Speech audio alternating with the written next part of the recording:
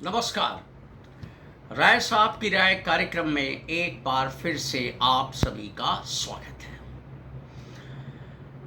दोस्तों, private sector से या बहुत से पब्लिक सेक्टर एंटरप्राइजेस से रिटायर्ड लोगों का जो एक तबका है, उसकी सबसे बड़ी समस्या आज के समय में ये है कि उनके यहाँ लागू ईपीएफओ के तहत जो ईपीएस 95 पेंशन स्कीम है, उसकी पेंशन जो है वो इतनी कम है कि उससे महीने का दूध और दवा का इंतज़ाम भी करना संभव नहीं है। बाकी घर के रोज़मर्रा के खर्चों की तो बात ही छोड़ दीजिए। वहीं सरकारी कर्मचारी जो माह में एक सम्मानित पेंशन, अच्छी खासी पेंशन प्राप्त करते हैं और दूसरी चिकित्सा और अन्य सुविधाएं सरकार से प्राप्त करते हैं, उनकी तुलना में इनके लिए महीने का खर्चा जुटाना बहुत मुश्किल भरा काम होता है और एक रोज आर्थिक और वित्तीय चुनौती का उन्हें सामना करना पड़ता है, क्योंकि बहुत से ऐसे कर्मचारी होते हैं जिनकी बहुत सी जिम्मेदारियां रिटायरमेंट के बाद तक भी जो है वो कायम रहती है। मसलन कई के बच्चों की शादी होनी बाकी रहती है, कई के बच्चों की पढ़ाई लिखाई बाकी रहती है, और इसके अलावा दिन पे दिन बढ़ती महंगाई के बीच घर का राशन पानी, सब्जी, दूध और कभी कभार चिकित्सा से जुड़े हुए खर्चे भी शामिल हैं।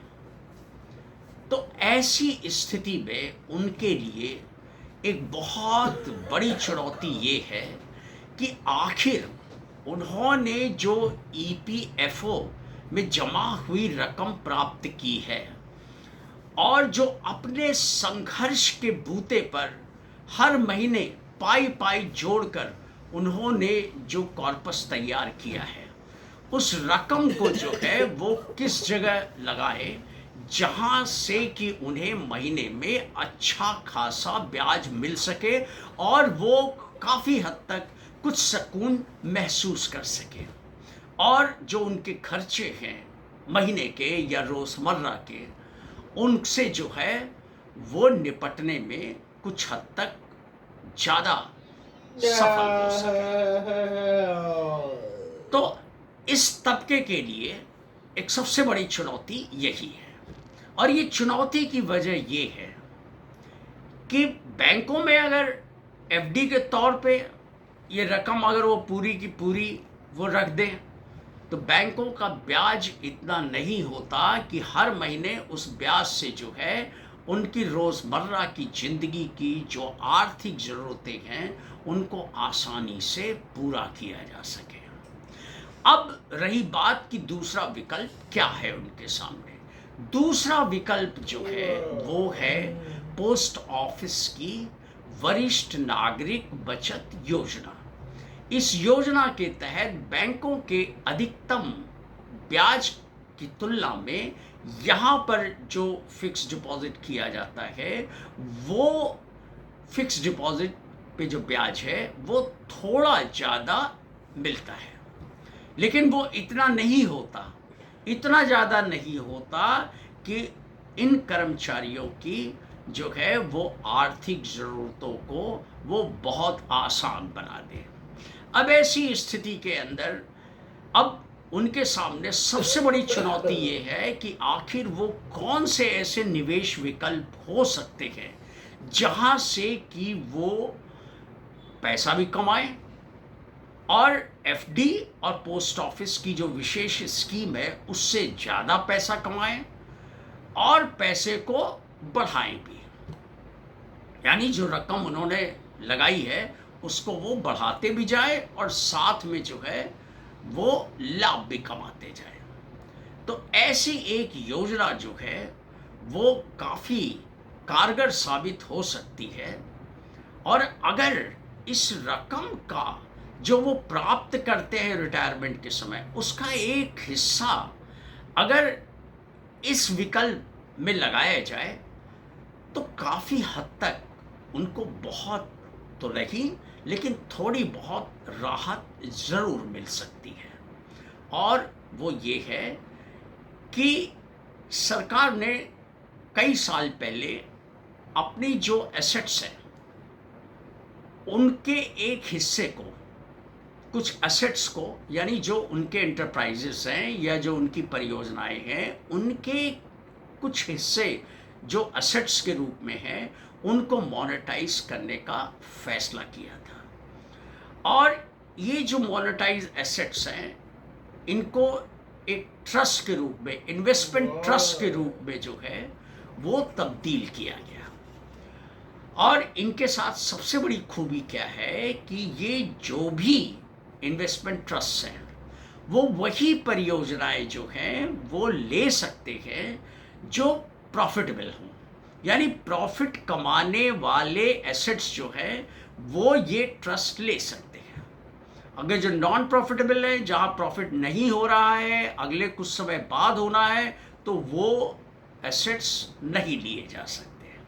इसके अलावा इन एसेट्स की जो है एक थोड़ा सा सुरक्षित स्वरूप इसलिए मिल जाता है क्योंकि सरकार का तो एक निगाह इस इंटरेस्ट पे है ही है। दूसरा जो है, ये सारे इन्वेस्टमेंट ट्रस्ट जो है जिनको शॉर्ट में इनविट कहा जाता है, ये securities and exchange board of India यानी सेबी द्वारा रेगुलेटेड है। अब इनके साथ खूबी क्या है?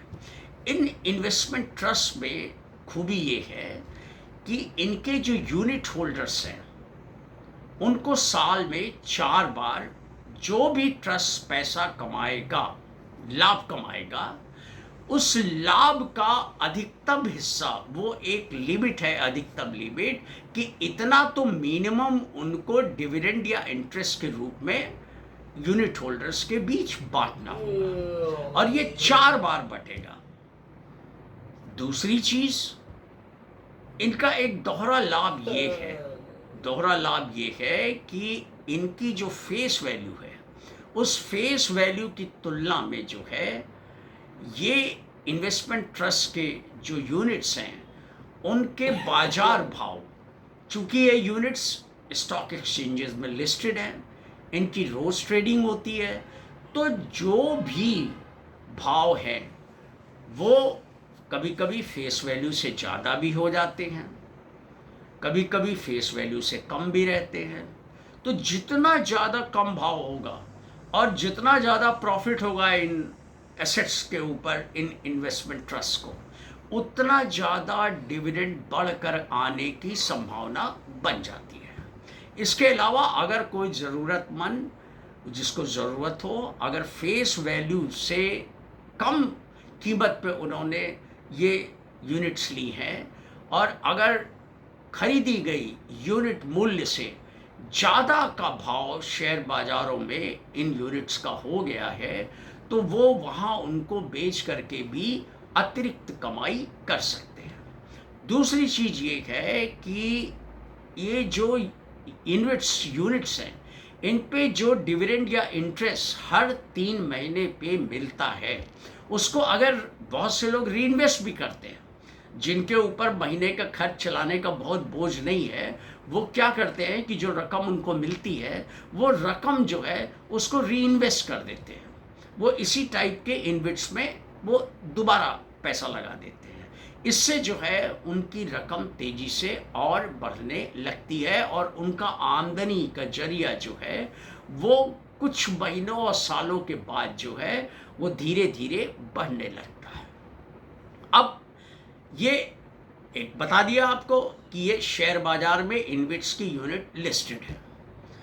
अब इनमें जो है, अब ये देखना आपका काम है, या जो रिटायर्ड तबके से जुड़े लोग हैं अब उनको थोड़ा होमवर्क तो करना पड़ेगा, या किसी जानकार जो इन विषयों का जानकार है उससे सलाह मशविरा लेना होगा, और उसके बाद तब फिर थोड़ी सी रकम, मेरा मानना ये है कि पूरी रकम लगाने की बेवकूफ़ी नहीं करनी चाहिए। हालांकि शेयर बाजार में शेयरों की तुलना में ये निवेश कहीं ज़्यादा सुरक्षित है।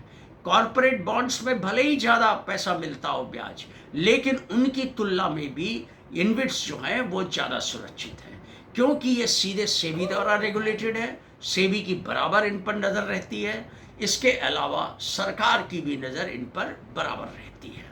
तो इसलिए ये एक कॉन्फिडेंस पैदा करते हैं। तो जैसे पावर ग्रिड है, पावर ग्रिड के तमाम एसेट्स हैं, उनमें से कुछ एसेट्स जो है उनको मोनेटाइज किया गया, उसके लिए एक ट्रस्ट बनाया गया। पावर ग्रिड आप जानते हैं कि एक पब्लिक सेक्टर ऑर्गेनाइजेशन है, पब्लिक सेक्टर यूनिट है। तो उसका नाम रखा गया पावर ग्रिड इन्वेस्टमेंट ट्रस्ट, जिसे शॉर्ट में पावर ग्रिड इनविट कहा जाता है। इसकी फेस वैल्यू जो है वो पर यूनिट 100 रुपये है, और इसका भाव आजकल 93-94 रुपये है। और इसकी डिविडेंड यील्ड जो है वो लगभग 13 और पौने 13 के बीच है, यानी लगभग 13.25% इसकी डिविडेंड यील्ड है, या इंटरेस्ट यील्ड, जो भी आप समझ लीजिए वो है। अभी वर्तमान में जो है, अभी जो ये वित्त वर्ष है, इसके अंदर कंपनी ने जो है वो 3 रुपये हर 3 महीने पे उसका भुगतान किया है, और उन्होंने घोषित कर दिया है कि उस वित्त वर्ष में जो है वो 3 रुपया मिनिमम जो है वो इसका भुगतान हर 3 महीने पे पर यूनिट करेंगे। अब मान लीजिए 100 यूनिट किसी ने ली, उसको 9,400 रुपये का भुगतान करना पड़ा।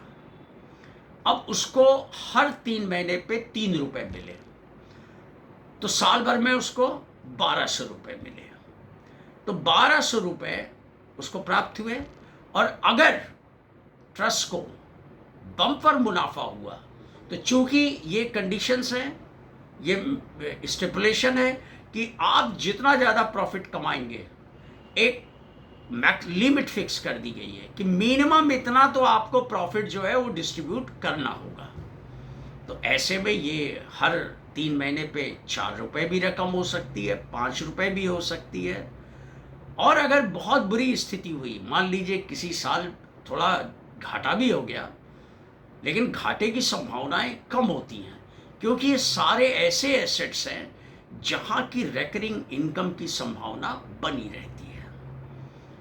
तो उस हिसाब से कम और अधिक डिविडेंड यील्ड और इंटरेस्ट हो सकता है, लेकिन मिलेगा, इसकी संभावना ज़्यादा रहती है। तो ये अगर मान लीजिए डिविडेंड यील्ड लगभग 13% हुई पावर ग्रिड इनविट की, तो ये जो है ये किसी भी पोस्ट ऑफिस की वरिष्ठ नागरिक योजना और बैंकों के एफडी से ज़्यादा है। इसी तरीके से आईआरबी इनविट है। आईआरबी इंफ्रा का नाम आपने सुना होगा। ये तमाम रोड प्रोजेक्ट से जुड़ी हुई है, तमाम रोडें इन्होंने बनाई हैं, टोल नाकों को मैनेज करती हैं। तो बहुत से जो रोड बने हैं, जो रोड बनी है, उन रोड्स के कुछ स्ट्रेच जो हैं, कुछ सेक्शंस जो हैं जहाँ की टोल वसूला जाता है, उनको जो है वो मोनेटाइज किया गया है। और ये ट्रस्ट के रूप में वो तमाम जो मार्ग हैं जहाँ की टोल बने हुए हैं, तो ये बिल्ड करती है रोड्स, ऑपरेट करती है और उनको मेंटेन करती है, और जो भी टोल वसूला जाता है ये इसकी कमाई होती है।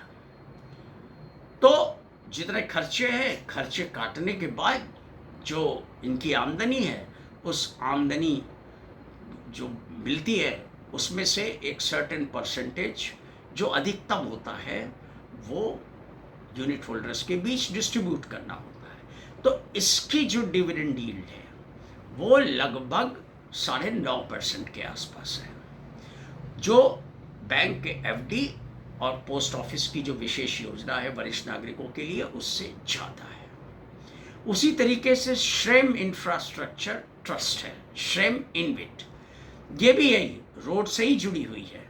इनके पास तमाम जो है महाराष्ट्र, मध्य प्रदेश और दूसरे राज्यों में जो है ये बहुत से रोड जो हैं वो इनके अधीन है, तो ये उनको मैनेज करती है। और जो टोल वसूला जाता है या जो और दूसरी आमदनी होती है वो इसको प्राप्त करती हैं, और जो लाभ होता है उस वो यूनिट होल्डर्स के बीच में डिस्ट्रीब्यूट कर देती हैं।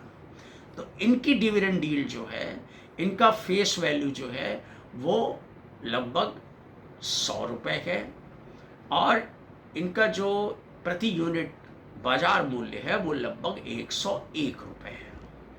IRB का जो है फेस वैल्यू लगभग 102 रुपये है, और इनका बाजार मूल्य लगभग 60 से 62 रुपये है।